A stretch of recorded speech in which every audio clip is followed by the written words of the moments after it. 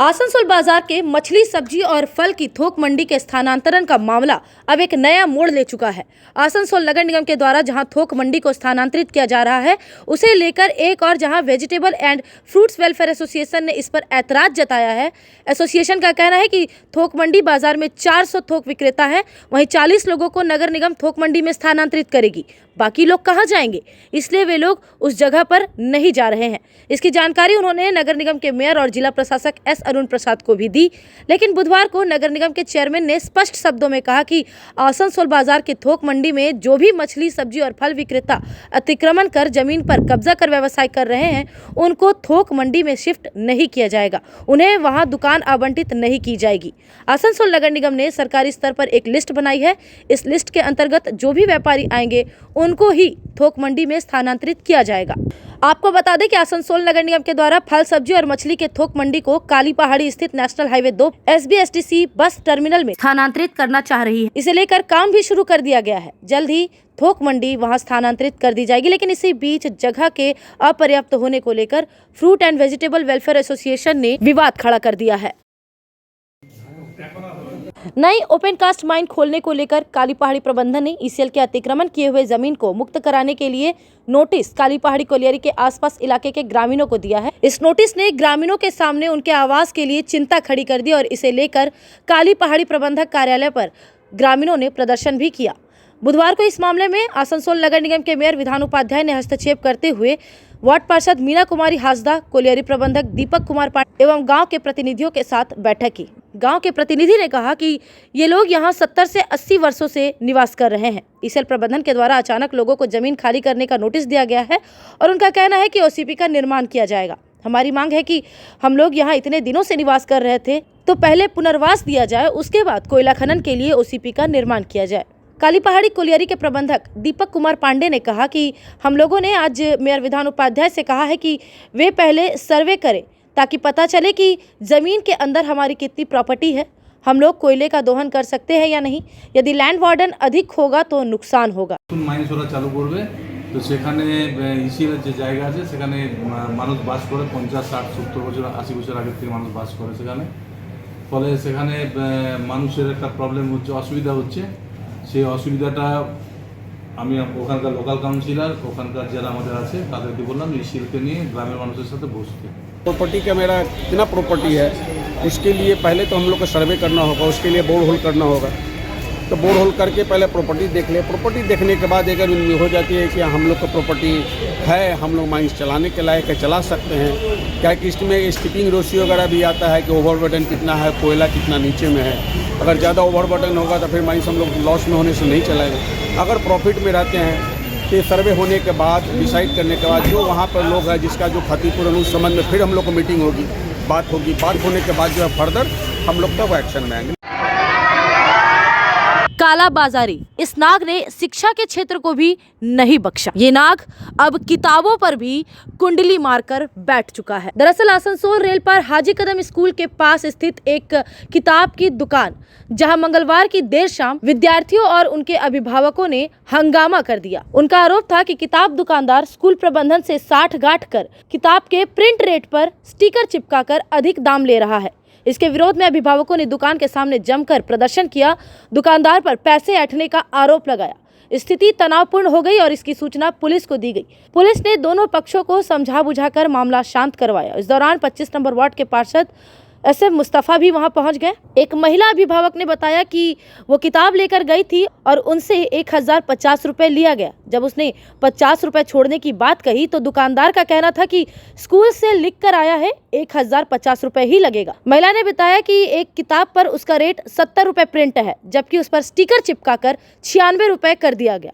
इस तरह से गरीब लोग अपने बच्चे को कैसे पढ़ाएंगे। लिटिल स्टार में मेरा बच्ची पढ़ती है। हम किताब लेने के लिए जब आए हैं, किताब लेके भी चले गए। 1050 रुपये इस किताब का दाम लिया है, ठीक है ना। हम बोले 50 रुपये कम कीजिए सर, कहे 50 रुपये तो कम होता ही है, डिस्काउंट कीजिएगा तो 50 रुपये कम हो जाए। बोले नहीं, स्कूल से आया है, ये प्राइज मनी मतलब 1050 लेने के लिए स्कूल से लिख के आया है, ठीक है ना।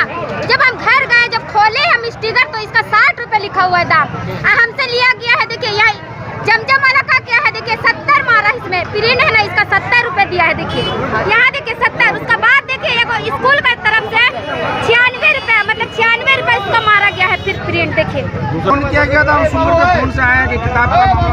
पड़ा हुआ है। आए देखे भीड़ भाड़ पूरा है, तो हालात अभी काबू से बाहर, अभी देखिए तो मूवमेंट है। लोगों को समझा रहे हैं कि थाना वाला पुलिस वाला भी आया है। तो जो प्रिंट है वो जो हम लोग बोले कि प्रिंट से अगर ज़्यादा लिया जा रहा है तो उसको जो अंदर में है स्टिकर हटा करके जो प्रिंट है वही लिया जाए। ऐसा है ना कि कागज़ का महंगाई बहुत बढ़ा है, ठीक है। तो जो नई प्रिंट हो रही है तो नया पहले तो जो कवर बचा हुआ है तो उसके ऊपर वो स्टिकर प्राइस लिस्ट तो है। आप जो है क्या नाम है, नई किताब अभी कागज़ में 30% का इजाफा हो गया है। आप जीरो पेपर देखेंगे 160 रुपये मिल रहा था, अब 260 रुपये मिल रहा है। तो जो हम तो मामूली 5-10% ही बढ़ा है, लेकिन फिर भी इनके बोलने के आधार पे हम ओल्ड रेट में ही, पिछले साल के रेट में ही किताब को फरोख्त कर रहे हैं। तुम्हारे घर के फर्नीचर बहुत आकर्षक लगता है बहुत महंगा है। अरे नहीं, उतने महंगे नहीं, रीजनेबल रेट पर ही लिए। अच्छा, डिजाइन तो बहुत एट्रैक्टिव है, लगता है क्वालिटी में दम नहीं होगा। कौन कहता है? ये फर्नीचर वर्ल्ड क्लास है, प्योर सागवान के, क्वालिटीदार और टिकाऊ भी। क्या सच में? हाँ, तुम्हें भी फर्नीचर लेना हो तो फर्नीचर वर्ल्ड एक बार जरूर जाना। वहाँ फर्नीचर के एक से बढ़कर एक कलेक्शन, वो भी तुम्हारे बजट में। साथ ही वहाँ फाइनेंस फैसिलिटी भी उपलब्ध है। सच में? तब आज ही अपना हबी को कहूँगी फर्नीचर वर्ल्ड चले। फर्नीचर लवर्स की पहली पसंद, जीटी रोड, शनि मंदिर के सामने, नूरुद्दीन रोड, आसनसोल। एडीडीए के माध्यम से राज्य सरकार आसनसोल में अग्निवीणा नामक एक टाउनशिप का निर्माण करने जा रही है। इस टाउनशिप में सभी आधुनिक सुविधाएं उपलब्ध रहेंगी।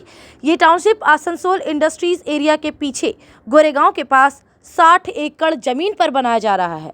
इस टाउनशिप के निर्माण के लिए बुधवार को एडीडीए के चेयरमैन तापस बनर्जी ने बिल्डरों के साथ एक बैठक की, जिसमें उन्होंने आह्वान किया कि जो बिल्डर सक्षम है वो इस टाउनशिप के निर्माण के लिए आवेदन फॉर्म भरे। आवेदन फॉर्म भरने की तारीख 11 जनवरी से 20 जनवरी तक की है। इस बैठक में विभिन्न चैम्बर ऑफ कॉमर्स के प्रतिनिधि शामिल हुए। चैम्बर ऑफ कॉमर्स के प्रतिनिधि ने कहा कि सरकार द्वारा ये अच्छी परियोजना की शुरुआत की गई है।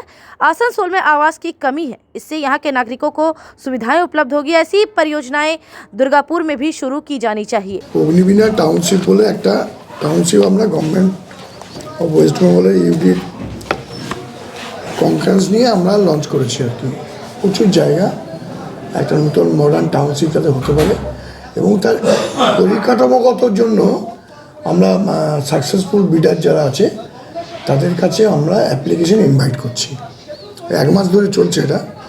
তাই আর চেম্বার অফ কমার্সে তো প্রচুর ইন্ডাস্ট্রিয়াল আছে, তো তাদেরকে আমরা বললাম, বুঝিয়ে দিলাম আরও কীভাবে সরলীকরণ করে কীভাবে আমরা করতে পারি। কারণ তারা যদি ওখানে পার্টিসিপেট করে তাহলে মনে হয় আমরা এটা তাড়াতাড়ি করে ফেলতে পারবো। इसमें सबको बोला गया है उसके प्रोजेक्ट के डिटेल्स के बारे में, उसमें क्या क्या फैसिलिटी ली जाएगी और उसमें कौन कौन जो है वो ऑप्शन में पार्टिसिपेट कर सकता है। तो इसी के बारे में आज जो है वो चर्चा हुई है। अग्निवीणा टाउनशिप आ रही है हमारे इंडस्ट्रियल एरिया के पीछे में, वो 60 एकड़ के अंदर में होगी। वो गोड़ी गाँव के पास में होने वाली है और उसके लिए इन्होंने बिडर के लिए मांग की है कि भी लोग बिड करें इसके अंदर में, प्राइवेट लोग इसके अंदर में प्रमोटर के रूप में आएँ। 20-20 एकड़ करके 3 आदमियों को ये अलॉट होगी और उसको 99 ईयर्स की लीज पे ही दी जाएगी और एक सुंदर टाउनशिप डेवलप होगी। तो आज वो एक प्राइमरी चैम्बर सारी बुलाई हुई थी, उनके सामने चर्चा हुई है। अब उसके बाद में देखिए कौन आगे आता है उसको।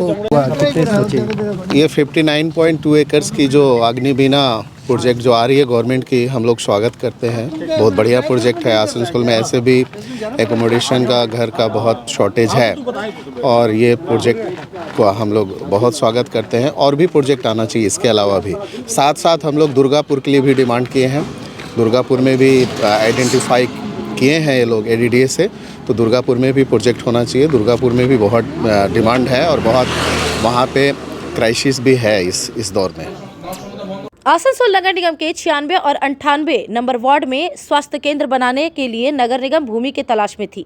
इन वार्ड के पार्षदों ने सेला एसपी की जमीन पर स्वास्थ्य केंद्र बनाने के लिए सेला एसपी से जमीन देने के लिए एक पत्र देकर आग्रह किया था। उस पत्र के मद्देनजर बुधवार को आईएसपी के अधिकारियों ने नगर निगम के मेयर विधान उपाध्याय के साथ एक बैठक की। बैठक के दौरान आईएसपी के अधिकारियों ने स्वास्थ्य केंद्र निर्माण करने के लिए जमीन देने के लिए अपना राजीनामा दे दिया। बैठक के बाद मेयर विधान उपाध्याय ने इस बात की जानकारी दी। আমাদের 96 এবং 97 নম্বর ওয়ার্ড, 98 নম্বর ওয়ার্ড, এই দুটো ওয়ার্ডে আমাদের হেলথ সেন্টার করার যেটা ছিল সেটা জমিটা পুরোটা বান করে ইস্কো। তো সেখান থেকে এনওসি চাই, কাউন্সিলররা চিঠি করেছিল, এতদিন থেকে আমরা কাজটা শুরু করতে পারছিলাম না। তাই আমরা মিটিংটা ডেকেছিলাম কথা বললাম, উনি বলেন হ্যাঁ আমরা এটা করে দিতে পারবো।